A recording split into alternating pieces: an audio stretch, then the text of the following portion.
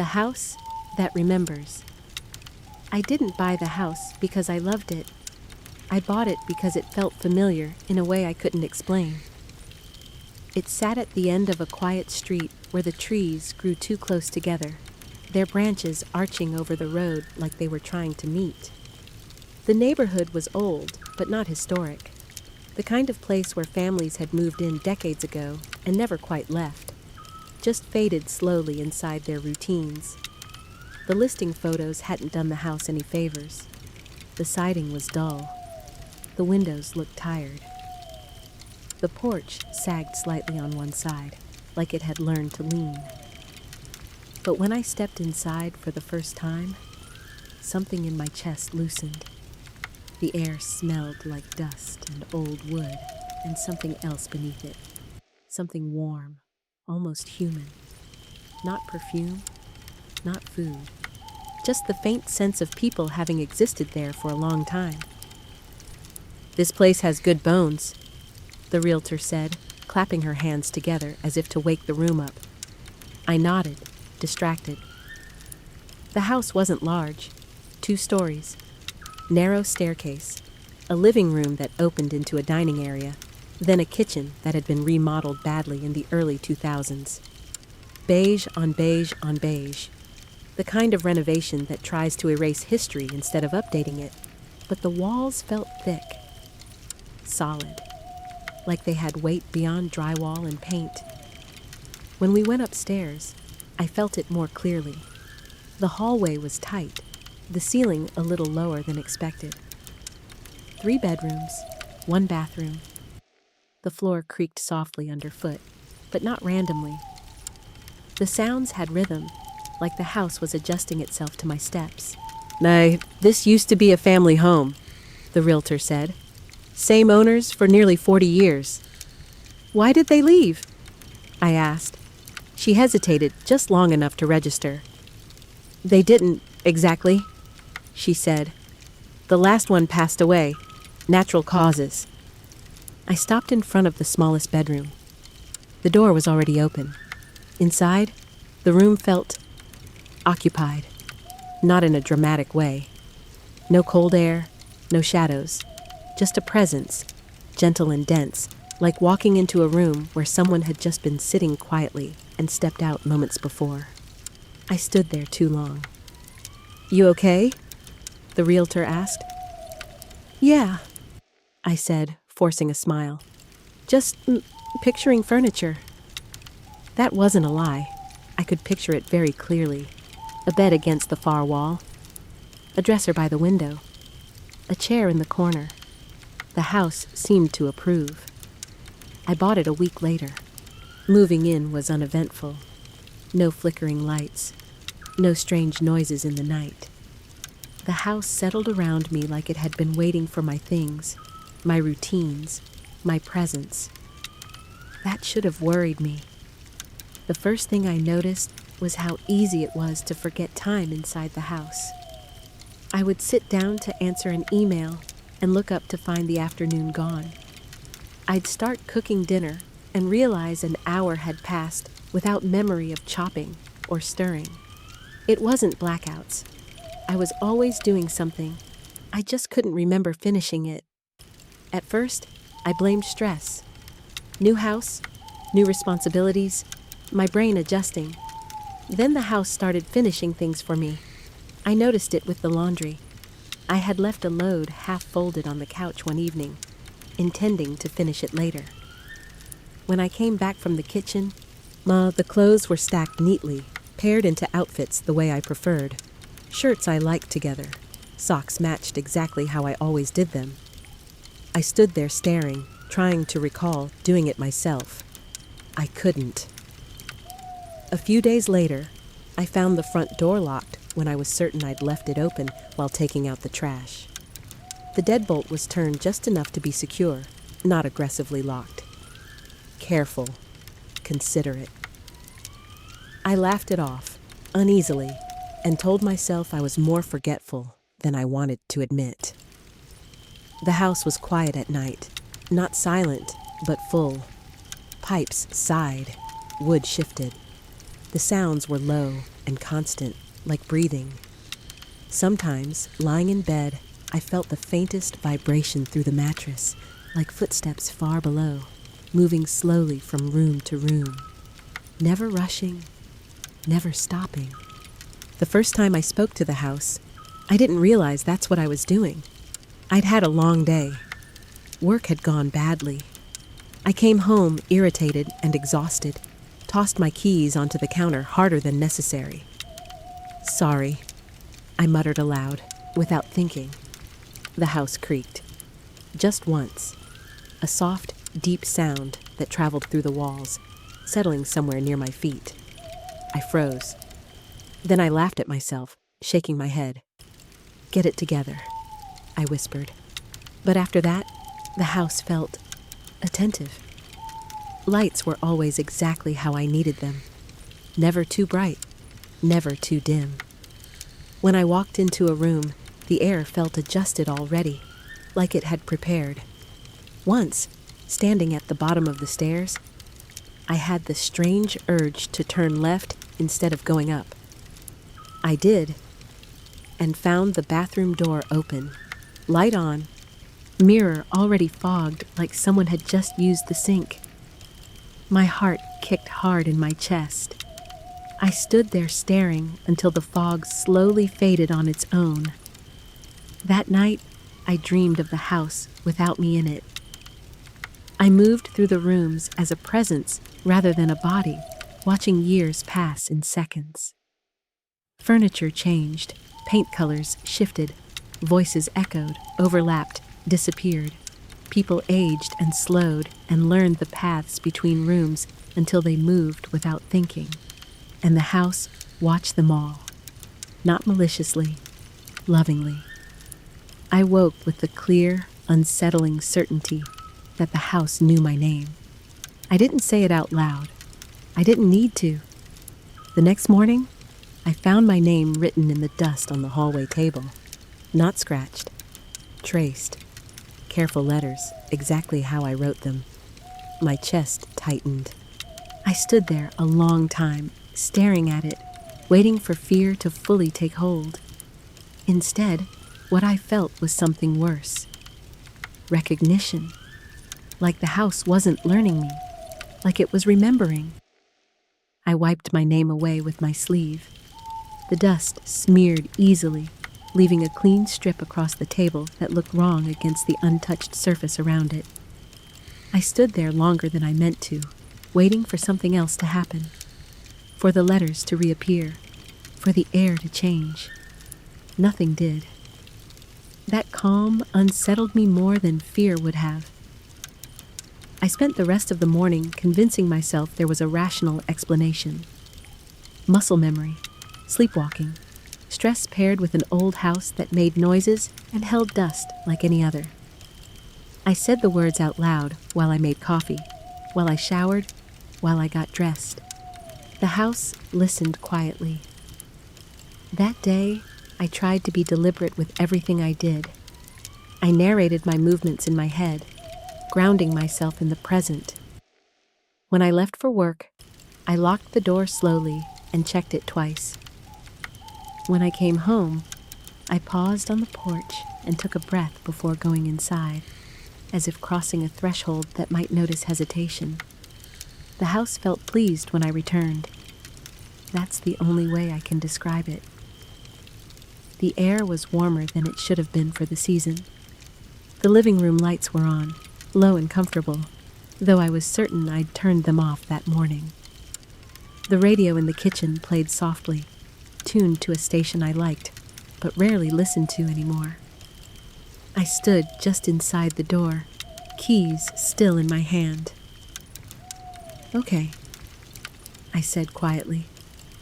"That's enough." The radio clicked off. The silence that followed wasn't empty. It felt attentive, like a pause in conversation. I didn't speak again. Over the next few days, the house began anticipating me more openly, not in dramatic ways, small ones, thoughtful ones. The thermostat adjusted before I noticed I was cold. A chair was pulled back slightly at the table when I walked into the dining room. The bathroom fan turned on when the mirror started to fog. Each time, my stomach tightened, but another feeling sat beneath it, uncomfortable in a different way. Gratitude. I hated that part of it. The memories came next. Not mine, not exactly. I would be washing dishes and suddenly feel a rush of emotion that didn't belong to the moment. A quiet pride. A dull, persistent sadness. The feeling of standing in a doorway watching someone sleep, a heart full and heavy at the same time. The sensations passed quickly, leaving behind no images, only impressions, like echoes without sound. I began to understand the house didn't just remember events, it remembered feelings. One evening, while sitting in the living room, I noticed a framed photograph on the mantel that I didn't recall putting there. It showed a family standing in the front yard. A man and a woman, older than me, with 2 children frozen mid-laugh. The house behind them was unmistakable. Our house? The photo wasn't old, maybe 15 or 20 years. The edges were worn smooth, like it had been handled often. I picked it up, heart pounding, and turned it over. No names, no date. But I knew where it had been taken. I knew the angle. I knew where the photographer must have been standing. Because I'd stood there too. I put the photo back and backed away, my pulse loud in my ears. That night, the dreams returned, stronger than before. I wasn't just watching the house anymore. I was inside other people. I felt small hands gripping a banister as I climbed the stairs for the first time. I felt the ache in an older body, lowering itself carefully into the same chair I used every evening. I felt the confusion of forgetting where a room was, followed by the relief of the house gently guiding me. Subtle shifts in light, familiar creaks calling me back on course. I woke up crying, not from fear, from loss. The house was gentle the next morning, almost apologetic. The creaks were softer. The lights stayed off unless I turned them on myself. It gave me space. That was worse. I realized then that it could choose, that the house wasn't acting on instinct alone. It was responding. I spent that day searching through public records, old listings, anything I could find. The previous owners' names, the dates, the family in the photograph. They had lived there for decades, raised their children there, grown old within those walls.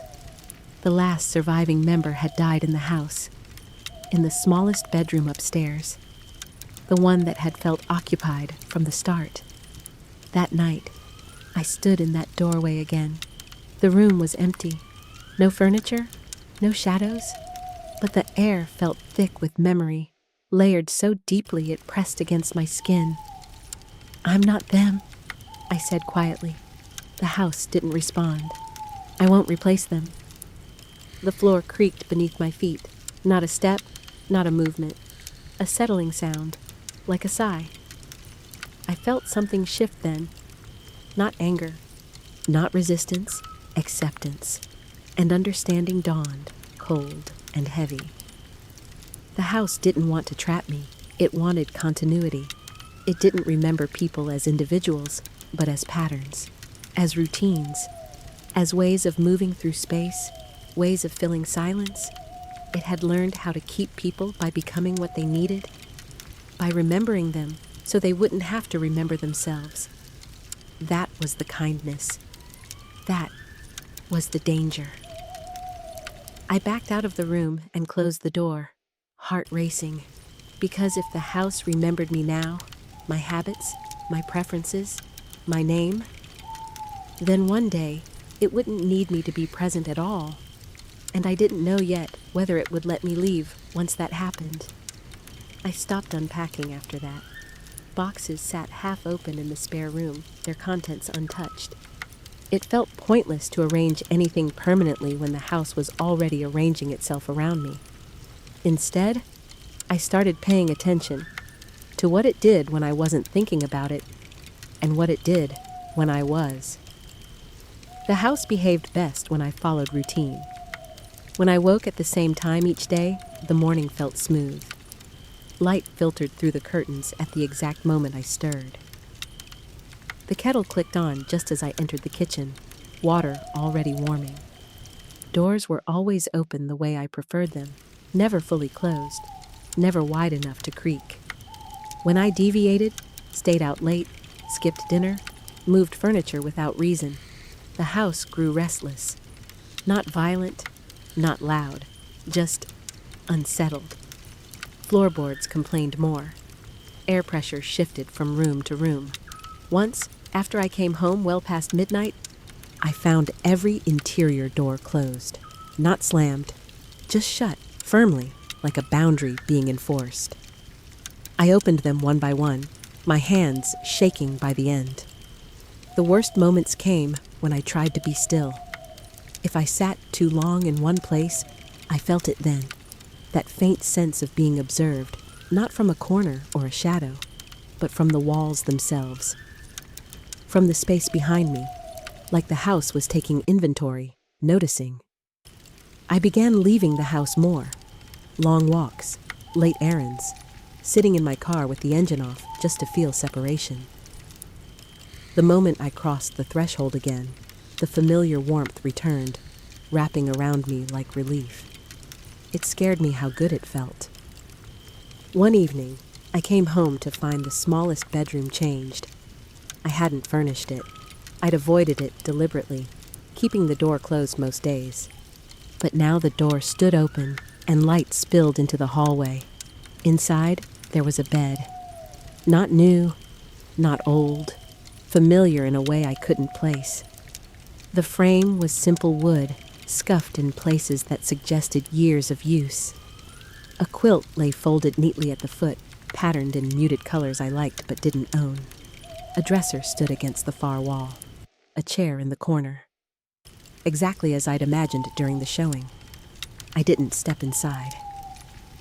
"I didn't do this," I said aloud. The house responded with a low, settling creak, spreading outward from the room like a ripple. "I don't want this," I whispered. The light dimmed slightly, not off, just softer. I felt a swell of emotion that wasn't mine. Confusion, tinged with hurt. The feeling of offering something precious and having it refused. "I don't belong here like that," I said, firmer now. "I'm not staying forever." The silence stretched. Then, from somewhere deep in the walls, I felt it, memory surfacing.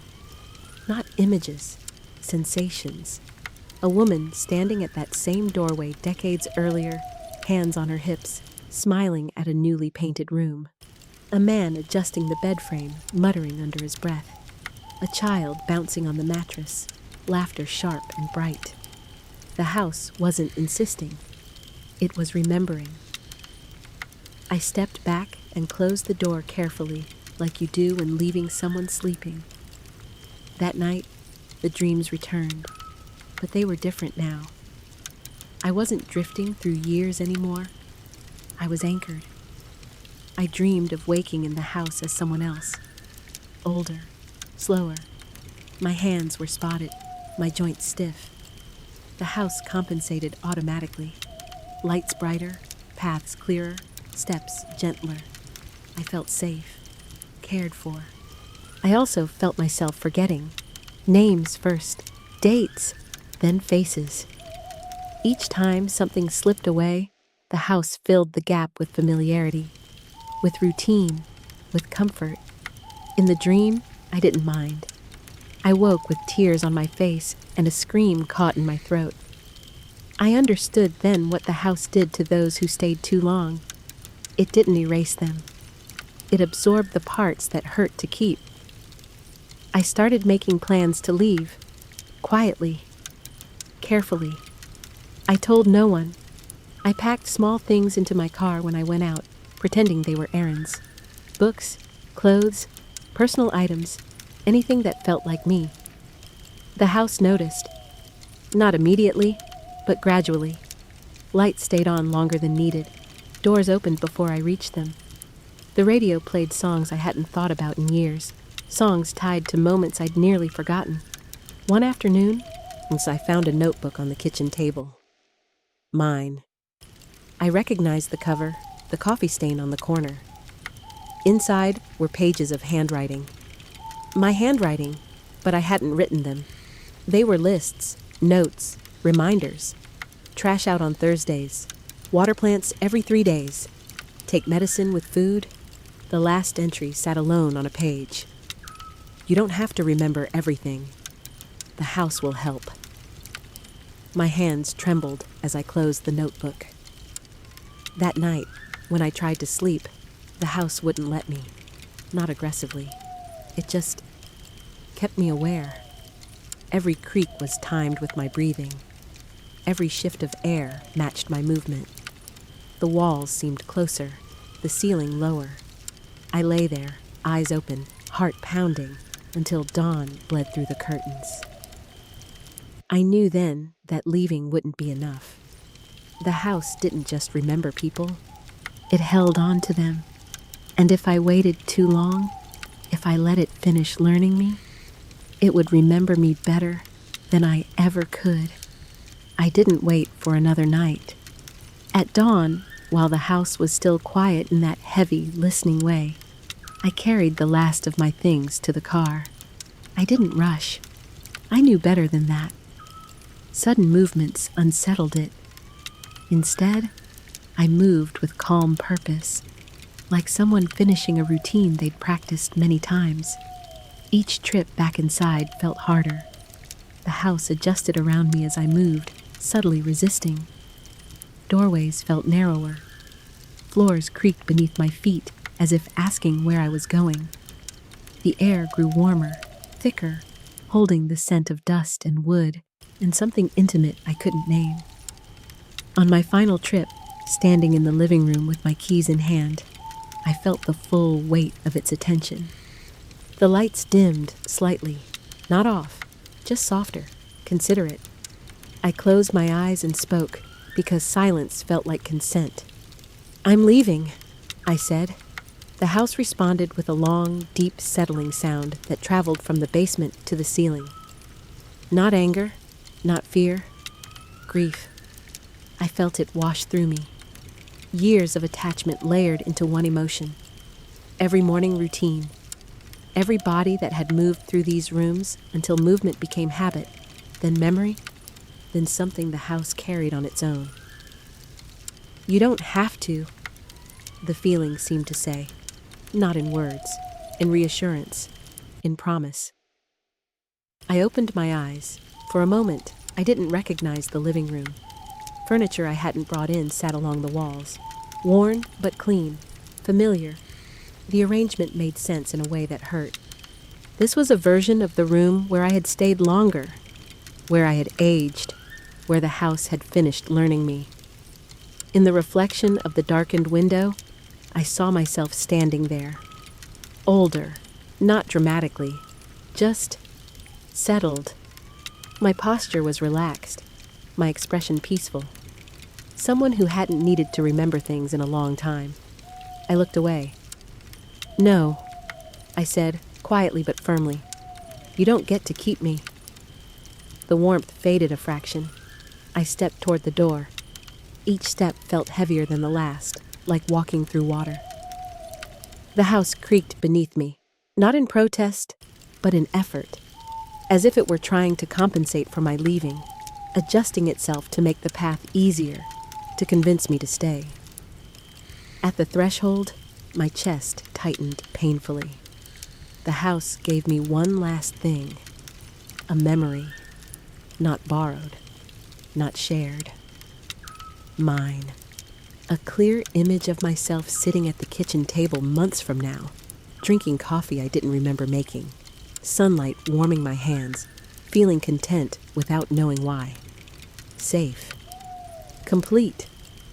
I understood the offer. Stay and never feel loss again. Stay and let the house carry the weight of being human. I stepped outside. The door closed behind me on its own, gently, like a goodbye meant to sound like nothing. I sat in my car for a long time before turning the key. The house looked ordinary in the morning light, just another aging home at the end of a quiet street. I drove away without looking back. The first weeks after were harder than I expected. I forgot things constantly, small things. Where I put my keys, what day it was, why I'd entered a room. The absence of the house felt like a hollow ache, like losing someone who'd been quietly supporting you for years. At night, I woke disoriented, reaching for walls that weren't there, for familiar creaks that never came. But slowly, painfully, my mind reasserted itself. Forgetting hurt again. Memory returned in uneven pieces. Grief came back, sharp and honest. Time resumed its weight. I knew then that the house had already taken something from me. Not enough to trap me, enough to remind me. Months later, I went back once. Not inside, never inside. I parked across the street and watched from my car. The house had been sold.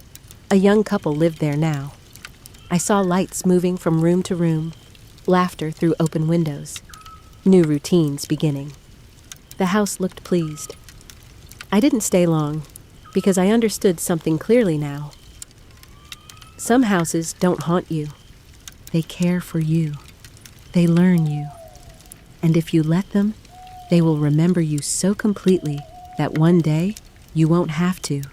You'll just live there forever. If you enjoyed this story, consider subscribing for more long-form horror narrations. You have been listening to American Haunted Tales. Thank you for watching.